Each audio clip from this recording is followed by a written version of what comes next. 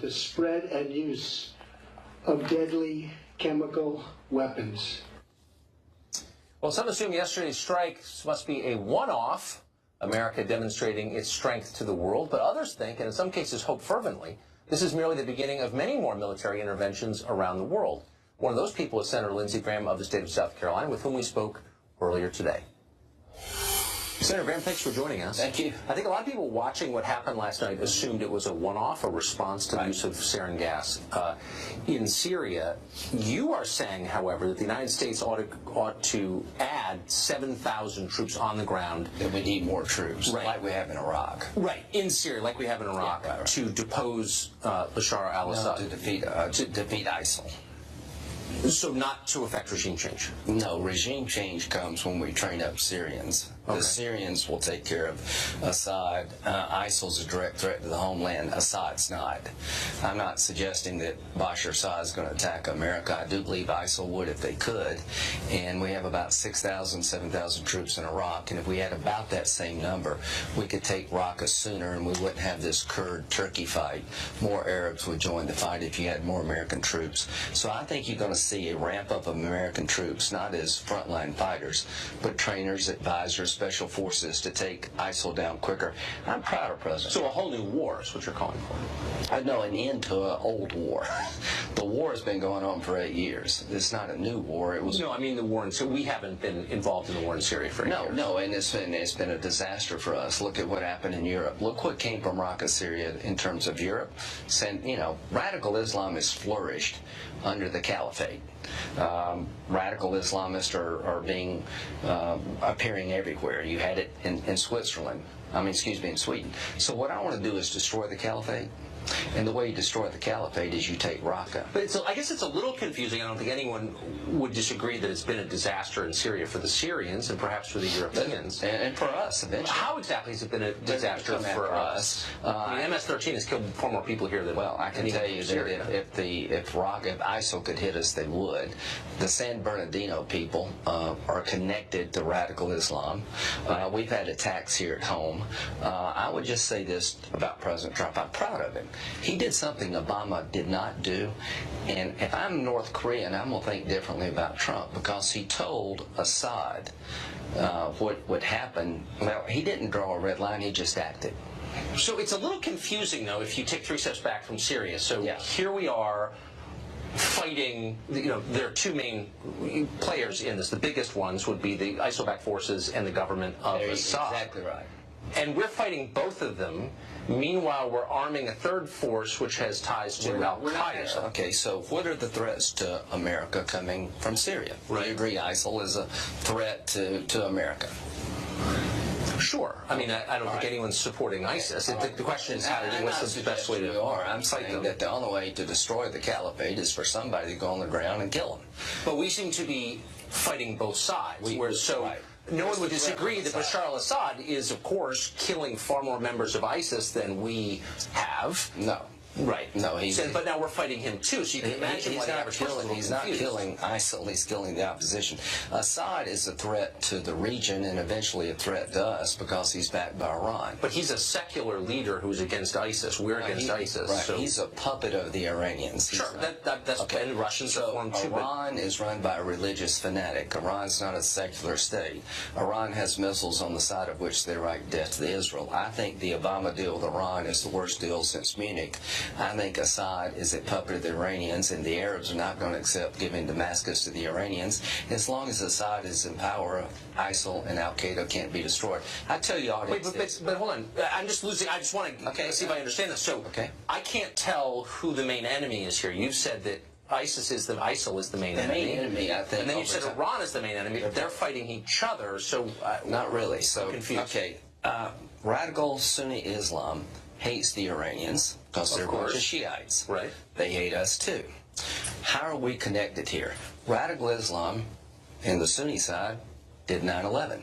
I don't think Iran is going to attack us tomorrow, but I think if they had a nuclear capability, they would share it with terrorist organizations, and our homeland would be at risk. They chant death to America, so both pose a threat in a different way. But I'm more worried about Iranian expansion right now than I am ISIL in Mosul in Raqqa. Okay, so I thought you were more worried about ISIS. That's why I was a little bit confused. So, but wouldn't it be the perfect scenario if we have two enemies who are fighting each other to not intervene in that conflict because we're the beneficiary of our enemies killing each other? Not at all, because the bottom line is that Assad's not trying to take down the caliphate. Assad is trying to take down the opposition. The Russians, 80% of their airstrikes have been against Syrian opposition, not ISIL. I think, quite frankly, Assad has actually done oil purchases from ISIL. Okay. Anything that creates imbalance for us is probably good for Iran and Assad. Here's what I would say about the president. He acted decisively when Obama did not. Hope North Korea is paying attention. ISIL is Germany and Assad is Japan. Here's what I would do. Okay, I just want the implications of what he did are fascinating to me. Your compatriot Senator McCain said yesterday, when asked, "Well, could this lead to a wider war with Russia?" said, in effect, "Bring it on." He did. He said, "We'll beat them. They will lose because we are superior to them militarily." Nobody doubts that. The question is, why would you want to go to war with Russia too? Are you for that also? No. What I'm for is giving Syria back to the Syrians. I'm for two things: destroying radical Sunni Islam, ISIL, and other groups inside of Syria, so that it won't become a safe haven for terrorists like Afghanistan was before 9/11. And I'm for replacing Assad, not by the Americans, not by the Russians, not by the Iranians, but by the Syrians. And the way you replace him is you train Syrian opposition people to go take him on and eventually beat him because he has a poor hand. Okay, so but that would not include the ISIS allied groups that we're fighting now, and it would not obviously include the government groups we're fighting now. It would not include the Iranians who we hope to fight, right. or the Russians, right, who we're happy to go to war with, or perhaps the North Koreans who might want to go to war with. I'm losing track of some of the wars. I guess my question is, what would this cost if we did what you're calling for, 7,000 American troops in Syria? How long would they be there, and what would that cost? Well, I think they'd be there long enough to defeat ISIL. They'd have to stay in some level. How long do you think that would take? As long as it takes to help train a Syrian opposition to get a peace deal in Geneva. The way the war ends is through political reconciliation. Right now, Assad is winning. He's backed by Russia and Iran. Assad was on the ropes 4 years ago, and Obama refused to act against sound military advice to help the Syrians because Assad is a cancer in the region. He's a destabilizing force. He will never be the legitimate leader of Syria in the eyes of most Syrians in the region, so he's got to go. And he was on the ropes, and you know what? Obama gave him a pass, and now Trump's got this mess on his watch. Here's what I tell So what would it cost? What would it cost to do what you want to do? 7,000 troops there indefinitely. I can't put I'll get a number for it. I can tell you what it costs. Did you think through what the cost might be when you called for it? It's minimal compared to the threats we face. So for the amount that we spend in Iraq, which I think most people would say is worse off than it was when we started, we could have educated every single person in America through college. I would say, well, this is a world. How about this? I mean, cost doesn't matter. Do you think we'd have been better off to have some troops in Afghanistan before 9/11? I think it's worth thinking through the cost because, again, we spent more than $1 trillion in a country that's worse than it was before. And our country's getting poorer every year, so that's a real concern. That's all I'm saying. TV shows. See, here's my view. You think you can be safe by just leaving those people alone? I don't believe that. Okay, well, how do you engage the enemy when all of us stay here? I don't think you should. I'm merely saying that money is real. It doesn't just exist on an abstract level, and we have a limited amount of it. So it's fair to ask what it might cost. Well, our national security interests can't be monetized. What are the threats we face? I think ISIL is a threat to the homeland. The sooner we destroy them, the better off we all are.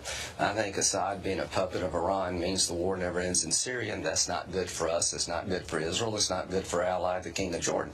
I think on September the 10th, we didn't have one soldier in Afghanistan, one embassy, not a dime of aid, and we got attacked anyway. I think radical Islam won't stop fighting us, even though we don't want to deal with them. So here's what I'd do if I was president. I'd leave about 8,000 to 10,000 troops behind in Iraq to make sure ISIL doesn't come back. Are you okay with that?